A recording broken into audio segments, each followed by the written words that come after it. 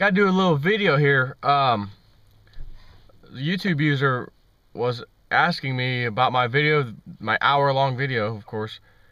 You know, where I'm telling you this new executive order.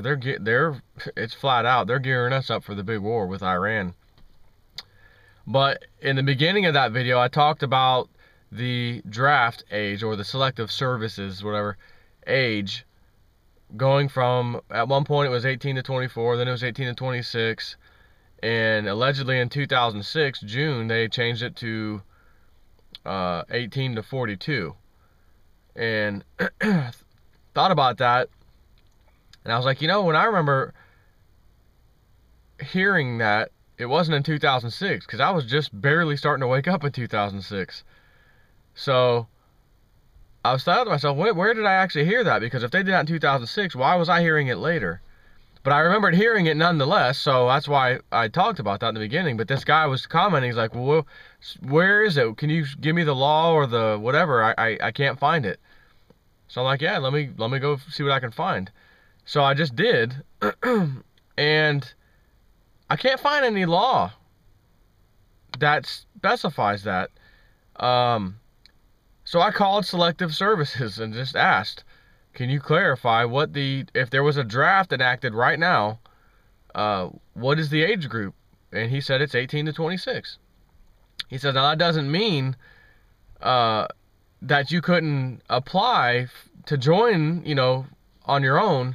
If you're over the age of 26, you could go do that, and maybe that's 18 to 42. He's like, but as far as we're concerned, it's ours is 18 to 26, and we're only used when there is a draft. Selective services. So I was like, all right, well, thanks for clearing that up. So I went and looked. I was like, I know I heard this personally. So I went and looked around. There was a bill, HR 45 something, I think. I was just looking at it, and I can't remember his first name, but it's a something Wrangle, congressman, whatever, of course, who introduced a piece of legislation. It was just a bill at the time. I think it was in 2010, and it's because I thought on there it said 2010/2011. I don't know why it said that, but anyways, it was for 18 to 42 in a time of war or whatever. If the president wants to do it, it's 18 to 42. I didn't read the whole thing, but I did find it. So I went to GovTrack and looked online there for that bill, and it just says it was introduced in such and such session, but it did not say anything about it becoming law.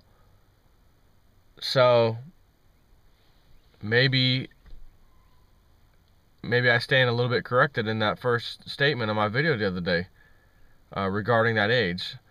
I'm going to do a little more investigating into that to see, because everything online keeps repeating June 2006, June 2006, June 2006, it was changed, blah, blah, blah.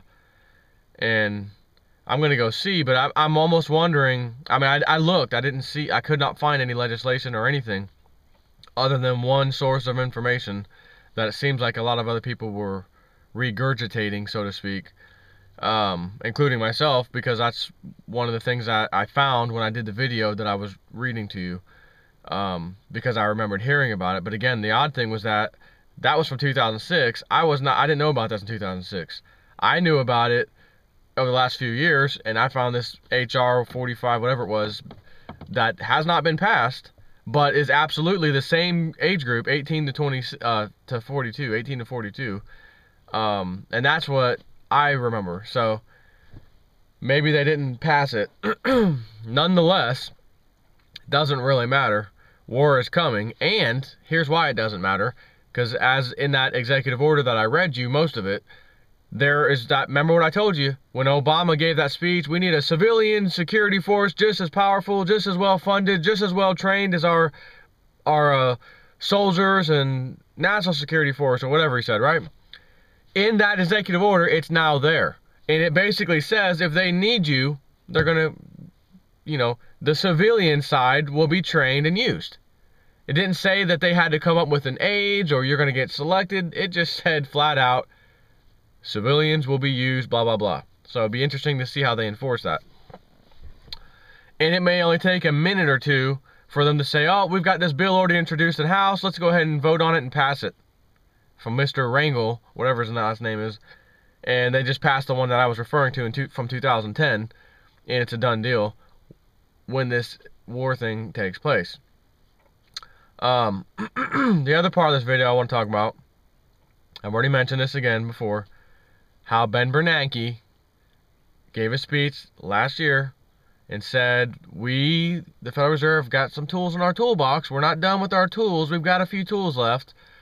And we can keep the economy rolling, even if it's a slow, recovery. We can still keep it floating around as long as we do not see $120 a barrel oil. If oil was to go above that price, we would not be able to fix that, because that would just be too much for the economy, and that would, that's how we left that. And again, no one asked them, well, can you clarify what would happen? No, we don't want to talk about that. So, thought to myself, I remember doing a video several months ago talking about what Lindsey Williams was talking about at the time, which was we're going to have war uprisings in the Middle East, country after country. He named the countries in order that they would take place, and to this date, precisely as Lindsey Williams said, they have been in that exact order. Libya, next is Syria, etc. He talked about Egypt being first. So, I made a video then saying they're going to blame the false recovery, or the collapsing recovery, on the war and this little uprising, and they're going to blame it on Libya and Syria and the rest of these guys. And I'm just basically clarifying what I said then, right now, and to keep it fresh in your minds, because you're going to see that this is what's exactly what's going to happen. This is my opinion, but I'm basing my opinion off of 100% facts. So, if Lindsey Williams is to be believed, which he should be, he's got a phenomenal track record, and we're going to see $150 to $200 a barrel gas, and by the way, even if oil doesn't reach those numbers, the fact that we're seeing right now today $4+ a gallon gas, we saw those numbers when oil was $145, $147, basically $150 a barrel when Lindsey Williams called that in 2008. We're seeing those gas prices now, and the price of a barrel of oil isn't even back to $150 where it was. So you may find that Federal Reserve Chairman says, well, we're at $120 a barrel right now, or $115 or $110 a barrel oil. That's good enough to throw a monkey wrench in my efforts to fix the economy. Out of my control. It's out of our control as America. It's oil. We can't control the price of oil, and it just destroyed our economy. And of course, it'll be blamed on the Middle East uprisings and Iran next and all that stuff.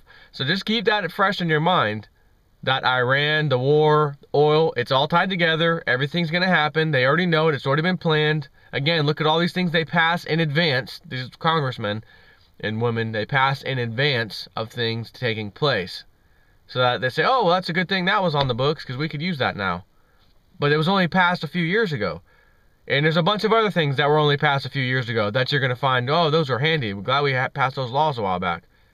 And when you passed them a while back, everyone was standing around saying, hey, why the hell did they pass that? What the heck kind of language is in that bill? Why are they pushing that through Congress? Therefore, it's obvious this stuff is already planned. They already know it. They have to have a reason to blame the destruction of the stock market, the economy in general, on something. It has to be blamed on something. We're at 13,000 Dow Jones. The bank stocks are picking back up again. Gold and silver is going back down. Man, that recovery's on, man. That recovery is on. It has got to be. But we're spending out of control. We're bringing in less. Currently, right this minute, we are bringing in tax revenues, etc., less money than we're spending right now. It's a fact. So that's pretty interesting. So how can you continue this recovery with those facts? Never let a fake story get in the way of some good facts, right? Or excuse me, that's backwards. Never let some facts get in the way of a good fake story, right? Some false news, false truth, whatever, lies.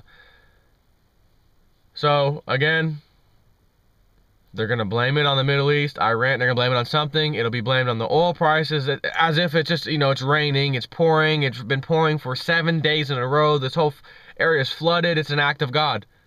You can get pissed off all you want. You can get mad. You want to point the finger at somebody, but it's an act of God. Can't point the finger at the rain. It's been raining for 7 days. Oh my God. Act of nature, Mother Nature. Can't get mad at that. So it's going to be their duty to make sure that the person that's at fault, or the thing that's at fault for your retirement getting destroyed, the economic recovery of America and Europe, which Europe, I mean, it's obvious, there's no recovery, but they're going to throw that in there too. It's destroyed by this uncontrollable event of nature, and that nature is going to be the price of a barrel of oil. And they're going to hear more of fat-mouthed Donald Trump saying, that damn OPEC, it's that damn OPEC. As he always says. No, Donald Bozo the Trump.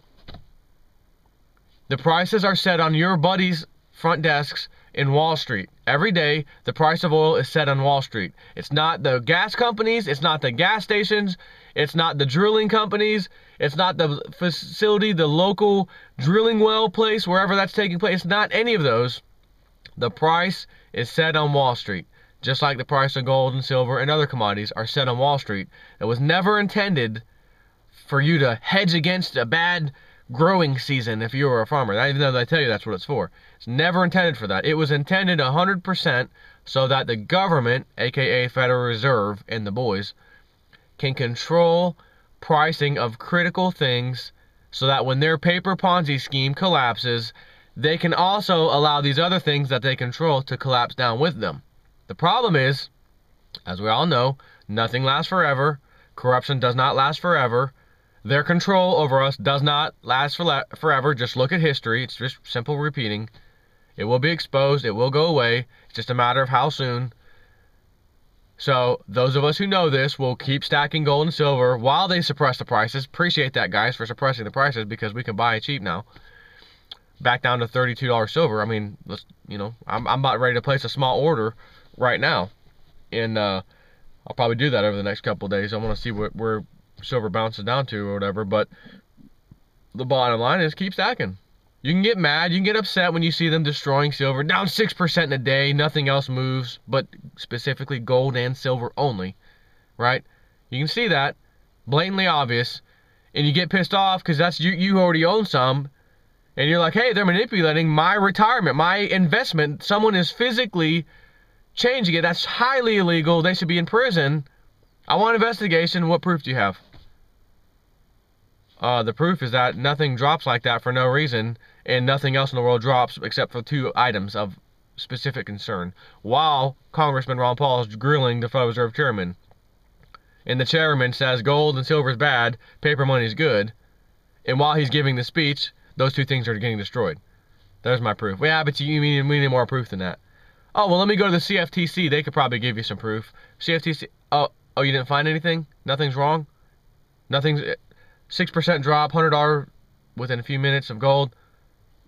Normal trading activity. Yeah, oh, okay. Can you force your way into the CFTC and look at their stuff? No, you can't. They're the watchdog, the regulatory agency.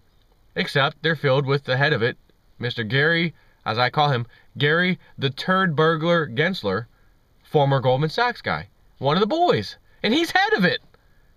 He's head of the CFTC. So you can't expect them, you can't, again, as I said before, I forget who came up with the saying or the phrase, it is hard for a man to tell the truth when his job depends upon him not telling the truth.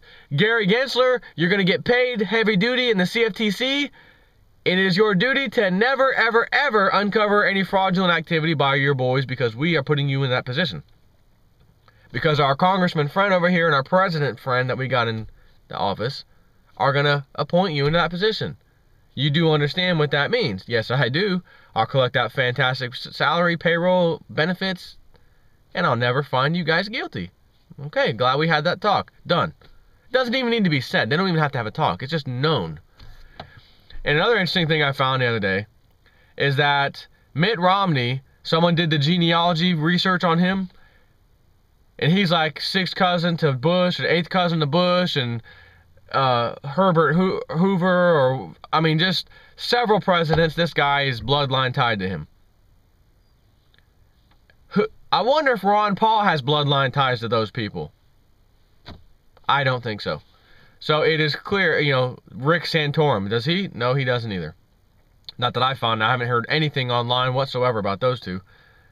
So if that's the case, we already know who the next president's going to be. And again, the same backers of Obama were backing him. So, you know, if you were going to take a shot in the dark, you'd be pretty wise to take a shot and say, well, it's going to be Mitt Romney, plain and simple. Which means the same boys will be in the same positions, the CFTC, the SEC, banking, the advisors to this president. They're all going to be the same men's club.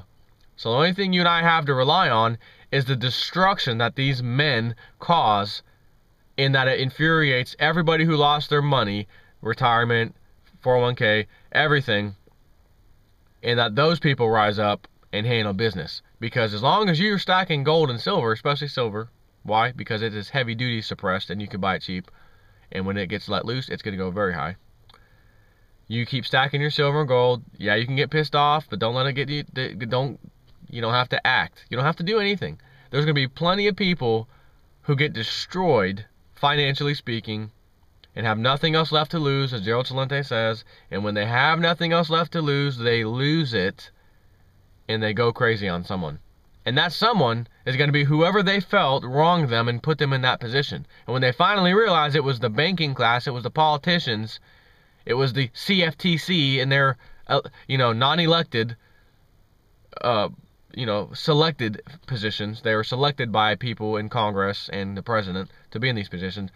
People will understand that's who I want. That's who I'm pissed off at. And you and I can sit back and make videos and say, hey, remember when we talked about that, 3 years ago on YouTube, and I told you guys to keep stocking on that silver and gold, and now that whole thing's destroyed. Look at the price of gold and silver today. And you're like, man, I'm glad I stuck in there. I'm glad, even if they destroy it while you bought in higher, and you're sitting there sick to your stomach, oh my God, I lost 50% of my investment, or whatever it is at the time.